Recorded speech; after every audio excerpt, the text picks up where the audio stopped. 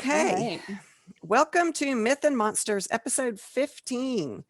Today we're going to talk about Boo Hags and a medley of ghost stories. That's right. You told me the title of yours at some point, and I was like, what is that? And I was like, you know what? Never mind. You're going to tell me all about it. So I will, but you go first. I'm very curious. Yeah. So I have six ghost stories from New England. Mm, And it's this cool article that I found while I was trying to research what I wanted to do. And I had a couple of different ideas, and one of them fell through just based on the research and like that kind of thing.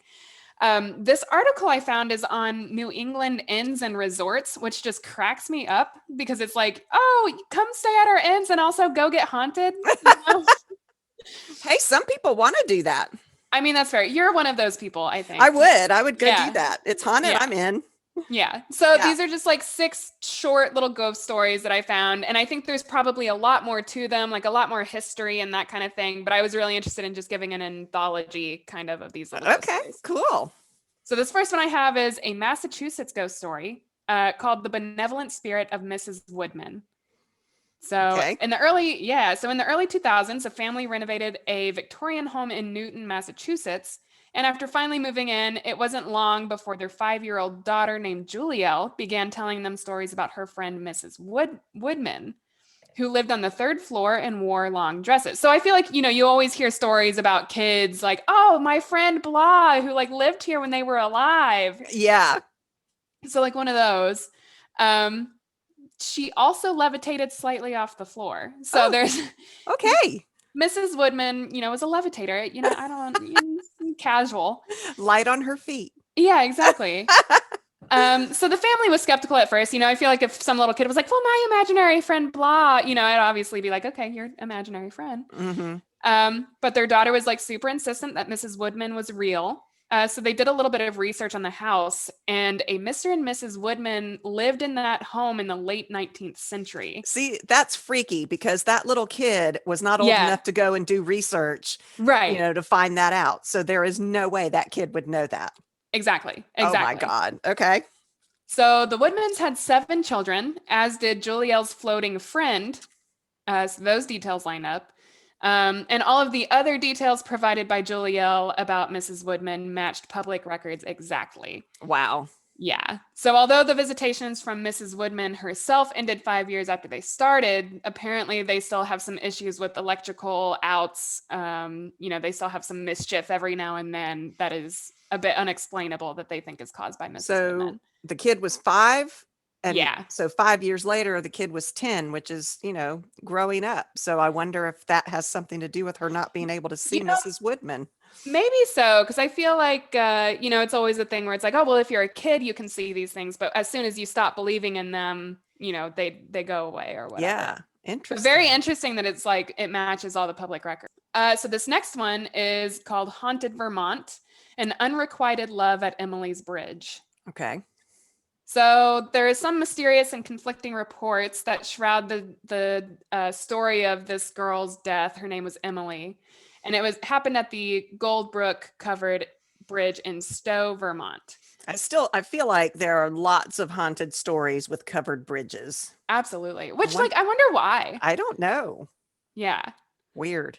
Yeah. So what isn't disputed, though, is that years ago, a girl named Emily lost her life at this bridge after a jilted heart drove her to suicide. Oh. Yeah. So you would actually want to avoid this bridge now, though. So like if you're looking to go and find a haunted area to kind of be like, oh, cool, like it's haunted, I want to see what I experience. It's probably not a good idea because there have been many reports of unexplained scratches and gouges in vehicles that pass through that bridge. Creepy. Yeah. There are also like creepy like poundings and footsteps and wails that are commonplace. Like that would be really interesting to kind of experience or whatever. I would rather my car be okay though, But this New England ghost story is probably one of the most famous in the state, and the hauntings actually still continue to this day. So It didn't say any particular time of year, just random. yeah, no, it's still just happening. Neat. Also, I think we're lagging a little bit, so Yeah, this will because probably have to be edited. you delayed a long time after I asked that question. Mm-hmm. Mm-hmm. Mm-hmm. Yeah, we're back to lagging. Okay, I'm gonna do a little You guys, we are having technical difficulties. My camera broke, so I'm now trying to use my laptop to do these, and I've set up in several different, you can see right now I'm in the kitchen for those of you watching me.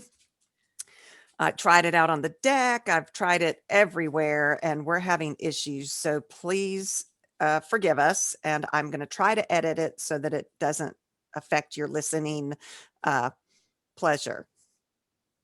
We'll see. Okay. All right. All right. Well, so my next one is called Dancing on Grave in Maine. And this one's actually really cool. I thought this one was really interesting.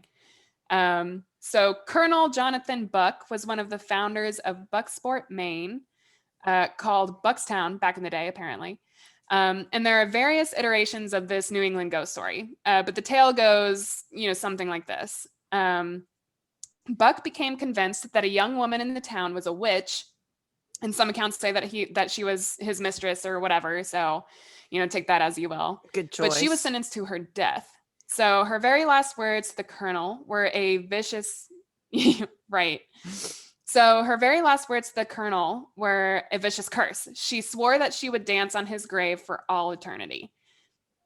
So Buck died in 1795, and in 1852, his children memorialized his life with the monument near the site where he was buried. But that beautiful stone soon had a blemish that no sanding or solvent or anything could remove, and it was a small, dainty foot and leg-shaped stain down its side. Really? Yeah. Ah, Yeah. So, she's dancing on his grave to this day, and it's still there. So, wow. Okay. yeah. And then I've got Spooks in Rhode Island. So this one's called Little Mercy Lena Brown. So Little Mercy Lena Brown died of tuberculosis centuries ago in Aw. Rhode Island, Exeter, Rhode Island. Yeah.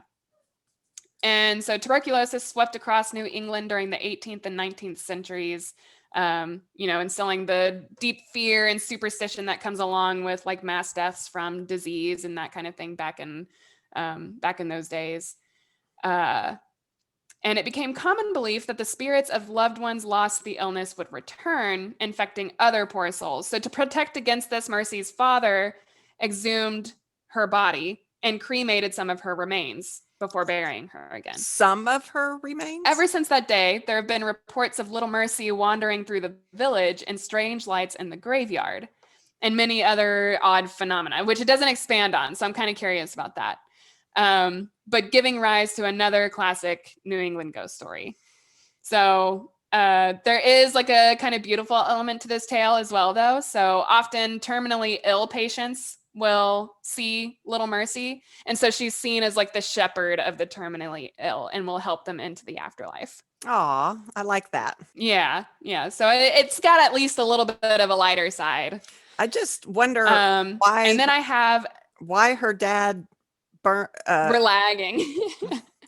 I know. I can tell. Why did he only burn part of her body and bury the rest? I don't know if it was, like maybe he couldn't get a hot enough fire for it to completely burn her body or what.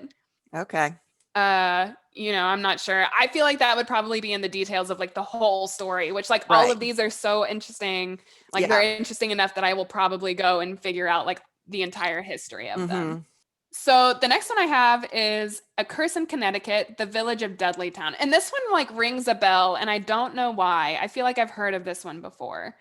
But Dudleytown was founded in the mid 18th century by the Dudleys. Surprise, surprise. An English family that came to the Americas and built a prosperous community. However, there are stories of like freak accidents and short lives and evil luck in the town, and that promoted like a lot of speculation and this place is evil and all that kind of stuff. Were the Dudleys a cursed family? Was the town itself cursed? And eventually, around the turn of the 20th century, the last dwindling residents gave up and left Dudleytown forever. So now it's a ghost town. There's no one that lives there, right? Like a literal ghost town. And now it's on private property and heavily patrolled so that it like stops people from sneaking in. And you can only gain access with express permission, but those who have describe like an eerie silence. There's no birds, no squirrels, no animals, and they have some like odd experiences from relatively mundane or whatever to outright paranormal, like orbs or ghosts or accidents or like that kind of stuff. Freaky. Right, right. Oh, this one's a good one. Okay, so I think this is this is the last one.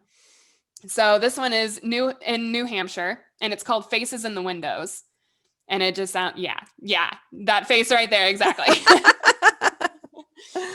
So it's actually not a super famous one, according to this article, but it's definitely creepy. And as I was reading this, I was like, yeah, like it should have either started with this one, or it's just a really great one to end on.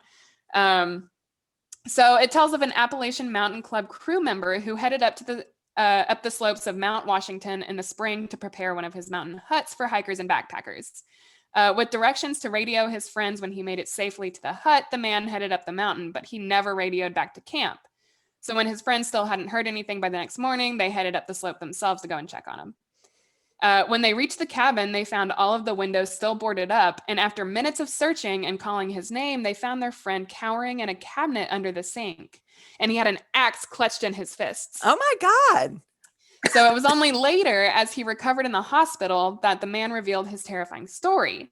As he relaxed in the cabin, he felt a presence in the room and turned to see a distorted face staring at him between the glass and the boards covering the window. The face was repeated in every single window and seemed to push through the glass into the room. So the rest of the night, including of how and when he climbed into the cabinet under the sink, was erased from his memory, and he doesn't remember how he got there. Oh my God. Yeah. Creepy. Right. So really interesting stuff. I loved all of those stories. I think a lot of them would be really fun to go and read the full history on everything. I agree. But I just wanted to give you guys like a little anthology of ghost stories in New England. That was a fun one. Yeah. Okay, so mine is about Boo Hags. Yes, and I'm very curious about what that means. So, have you ever awakened in the morning absolutely exhausted, even though you slept all night long? Absolutely. You may have been visited by a Boo Hag. Oh, wonderful. A Boo Hag is a creature in the folklore of the Gullah culture. It is locally unique to the Gullah, but it is an addition to the hag folklore that you have all around the world. Right. And the Gullah culture are African Americans who live in the low country regions of the United States of Georgia, Florida, and South Carolina. Oh, okay. In both the coastal plain and the Sea Islands. They developed a Creole language, which is, last time I did a Creole Creole story from Louisiana. Right. And the language was also called Gullah, and the culture had a lot of African influence to it. Africans with various backgrounds were imprisoned together in large numbers during the slave trade, and they formed this cohesive culture, the Gullah culture. And today, they're still Gullah, and they are the descendants of the African slaves brought to the Carolinas in the late 1500s. Almost 500,000 Gullahs live on the eastern coast from Florida to North Carolina. And a lot of them are in the low country region of South Carolina, particularly the Sea Islands. So the Gullah people and their language are also called Geechee, which may have been derived from the name of the Ogeechee River near Savannah. Oh, nice. Okay. Now, one of the beliefs of the Gullah people is that people have both a soul and a spirit. They believe that the souls leave the human bodies upon death, and if it's a good soul, it's going to go to heaven, and if it's a bad soul, it's going to go to hell. Okay. The spirit of a person has a different function. A good spirit stays behind to watch over the deceased's family, guiding and protecting them if needed. But a bad spirit, if you were evil in life, you become a Boo Hag. The Boo Hag uses witchcraft to manipulate people and steal energy from the living while they sleep. Gullahs sometimes bid each other goodnight, saying, "Don't let the hag ride ya." Oh, okay. According to legend, Boo Hags are similar to vampires. Like vampires, they are undead and they feed off living humans, but they don't drink blood. Oh, They okay. Yeah, they yeah. they eat energy. Energy. Yeah. They are skinless and bright red in color with bulging blue veins and glowing eyes. They hide from sight during the day, or worse, they walk around in the skin of a victim. Oh, sure. Yeah.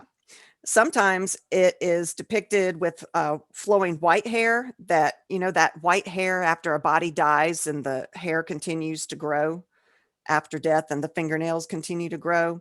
Yeah. The Boo Hags have been described as having that look to them. Okay. And so a lot of the older generations believe that they're vampires coming back to feed off the living. So to survive in the world of the living, they wear a living person's skin. Sure. They Sounds great. wear it like clothes so that they can move amongst the living without suspicion. At night, though, they shed the skin and they go looking for a victim to, quote, ride. Boo Hags are very crafty. They can get into your house through very small openings, a slightly opened window, or even a crack in the wall. Once inside, they'll sit on a sleeping victim's chest and steal their breath away, or more specifically, their energy, thus riding the victim all night long. I don't enjoy that. That's not great. No. They have to sneak away before dawn to return to their skin. If they can't get back to their skin before the sun comes up, it will be destroyed. The Boo Hag can't survive without a skin in the sunlight. They use evil magic and witchcraft to cause havoc on innocent people and will paralyze you in your sleep, like the infamous painting of the demon that sits on your chest in the middle of the night, feeding on your life force and subjecting you to nightmares.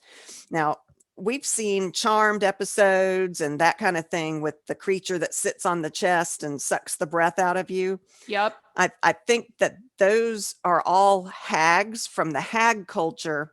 Boo Hags are specifically from the Gullah culture, but the Gotcha. same thing. The same idea. Yes. That's adorable. So yeah, real fun. So there are some warning signs that let you know if a Boo Hag is close. First, the air will become very hot and damp. Mm. Second, the air will smell like something is rotting, which, like Gross. on Supernatural, you always have the smells that, Like the sulfur smell of the yeah, demon or yeah. whatever. Yeah. So if you've woken up exhausted after a full night's rest, you might have been visited by a Boo Hag. Boo Cute. Hags are not without their weaknesses, though. Okay. Like any other spirit in Gullah culture, they are repelled by indigo, also called haint blue. It's the color. They're Yes, repelled by a the color. color. Oh, okay. If you go outside and you paint the tops of your window frames indigo blue, the Boo Hags won't be able to get in through those windows. This is the absolute best deterrent for this creature and any other angry spirits. You'll need a unique hue of the indigo blue paint called haint blue. Haint blue. And so actually, if you go to the low country of South Carolina, you will see a lot of houses with the underside of the porches painted in blue. And that tradition continues today. And I don't know that they realized that that was the reason it started, was to keep the Boo Hags out. That's so interesting. In Gullah, the word haint means spirit and usually refers to the more malevolent poltergeists that we see in the movies, Right, right. the bad spirits. Yeah. Indigo is actually a crop that was grown by the slaves back in the day. And it is so labor intensive, and the beautiful color that came out of it, that indigo color, was considered, quote, blue gold, because it brought so much money to the landowners that were growing that crop. Cool. Okay. A Southern belle named Eliza Lucas in the 1730s planted the first indigo plants in one of her father's 3 plantations in Charleston. While indigo was grown in both Jamestown, Virginia, and New Amsterdam, which is currently New York City, it did not grow well there. The Charleston plants were very successful in the Low Country and became the biggest exported item from the New World in a very few short years. Because the dye is so labor intensive, the farmers needed experienced workers, and they brought in even more slaves to grow this blue indigo. Right. So that spurned the kidnapping and enslavement of hundreds of thousands of people from Western and Central Africa.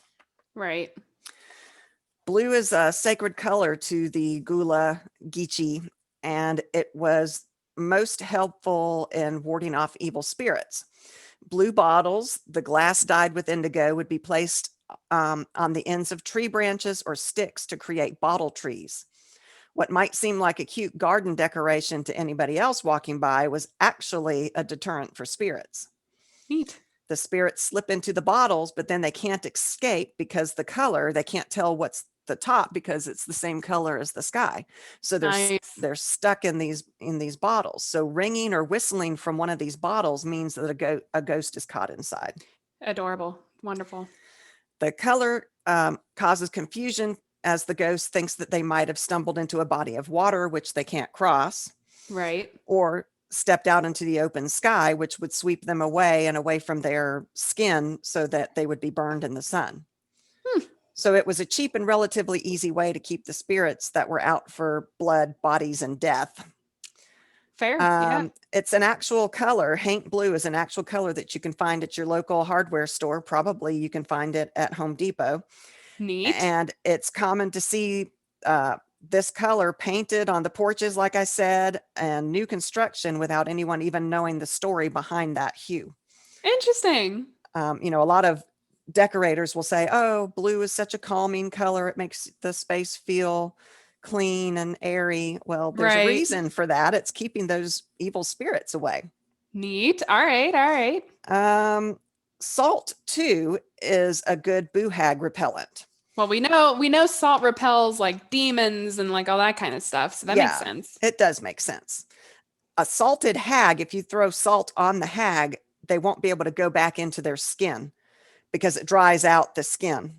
That sounds hideous. I'm just gonna, I don't know that I would want to toss salt on something and like have it expel its skin. I know if you think, oh, this might be a boo hag, and you start throwing And salt then on it's, people. I just nah, that's okay. Yeah, I'm not sure. I think we would all be arrested, I think, if we were going around throwing salt on people. Probably. The easiest way to avoid a visit from a boo hag is to keep a straw, broom, or brush with many bristles close by. Boo hags are apparently curious and compulsive creatures. This is the same line of thought that about my story last month with the rougarou. Yeah. And they would count, they get stuck counting. And so Oh, that's right. yeah, Yeah. same idea with this creature, which is interesting because this is also a Creole creature. The rougarous Oh. are Creole as well. And so the same thing, they get stuck counting and they can't get back to their skin before the sun comes up, and they burn up and die. So Yeah. strainers, just like the rougarous, strainers work as well because they try to count all the holes in the strainers. Right.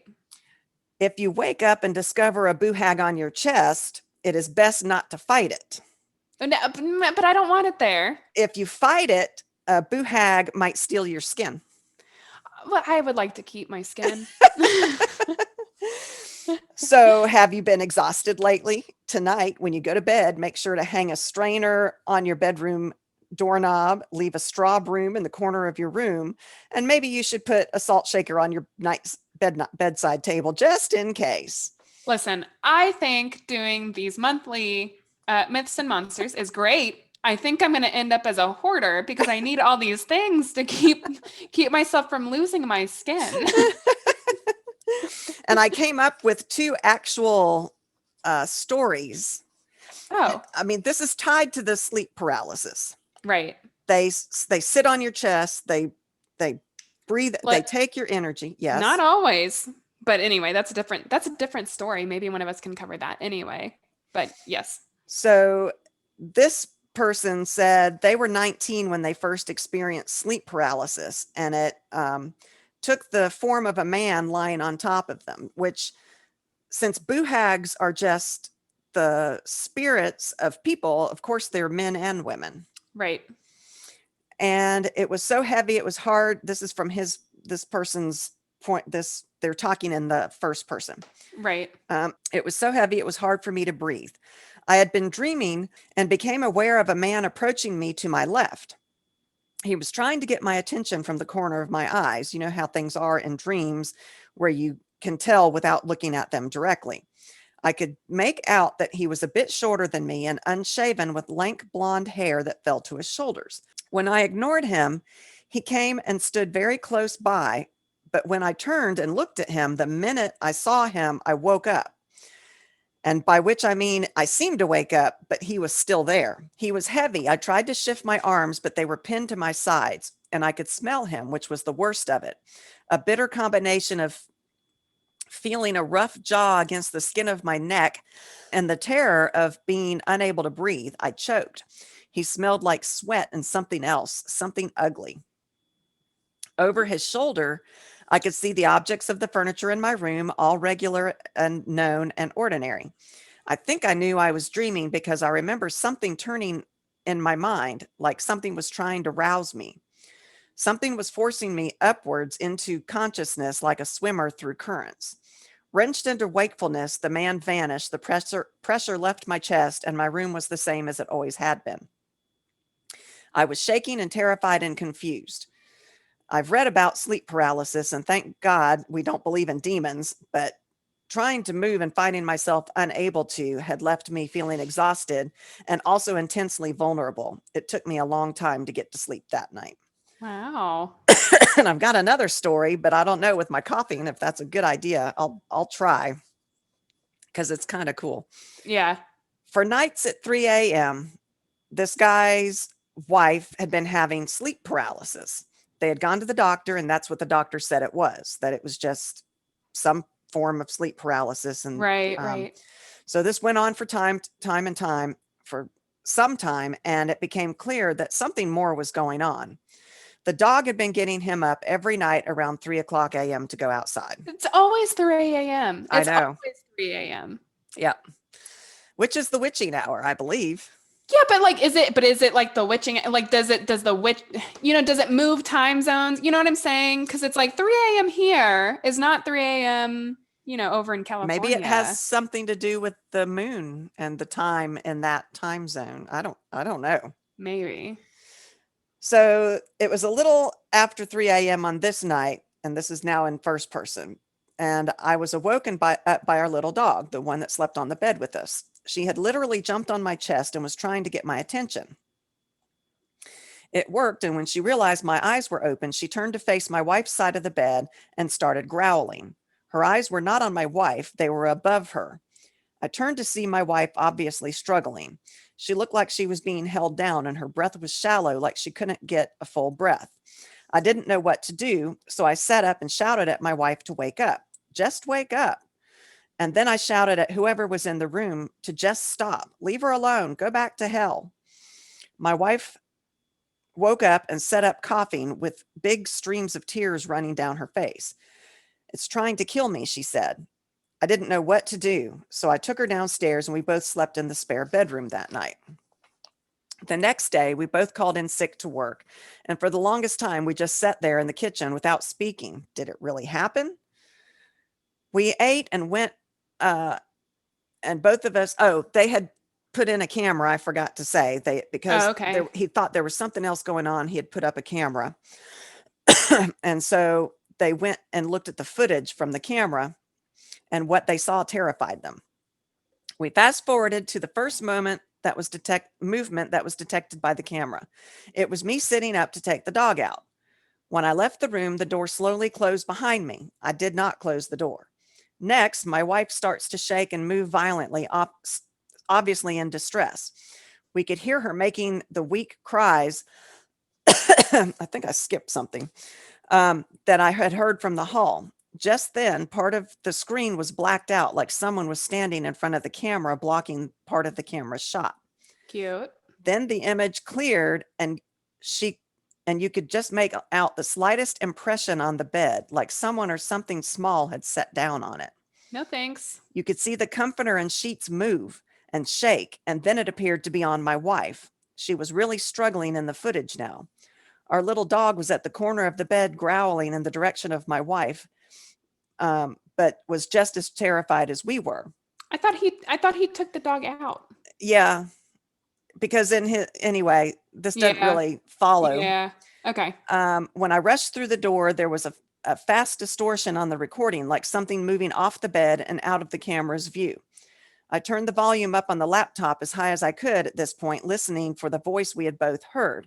It was just static throughout most of it, but right before I pushed open the door, there was a distinct female voice that could be heard on the recording, but with my limited technology, I couldn't make out what was being said. Once again, we slept downstairs for the rest of the night. We didn't stay in that house much longer after that. He gave that footage to a friend of his that was kind of a techno wizard to see if he could figure out what was being said. Right. And